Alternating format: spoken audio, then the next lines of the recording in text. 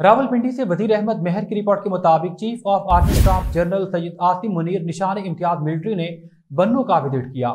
4 मार्च 2025 को बन्नू कैंट पर खारिज के नाकाम दहशतगर्द हमले के बाद ये दौरा किया गया है। दौरे के दौरान आर्मी चीफ को सिक्योरिटी सूरत-ए-हाल पर ब्रीफिंग दी गई। उन्होंने कंबाइंड मिलिट्री हॉस्पिटल बन्नू का विजिट किया, जख्मी जवानों की खैरियत दरियाफ्त की और उनके गैर मुतज़लज़ल अज़्म को सराहा।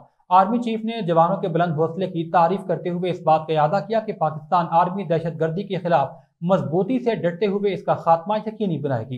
उन्होंने मासूम शहरियों के अहले खाना से भी गहरी ताज़ियत का इजहार किया। उन्होंने यकीन दिलाया कि इस हमले के मास्टरमाइंड और सहूलतकारों को भी जल्द कैफरे किरदार तक पहुंचाया जाएगा। उन्होंने इस बात पर जोर दिया कि बच्चों, खवातीन और बुजुर्गों समेत मासूम शहरियों को निशाना बनाना खारिज की असलियत को बेनकाब करता है। ये इस्लाम के खुले दुश्मन है। आर्मी चीफ ने मकामी आबादी के किरदार की अहमियत को भी उजागर किया।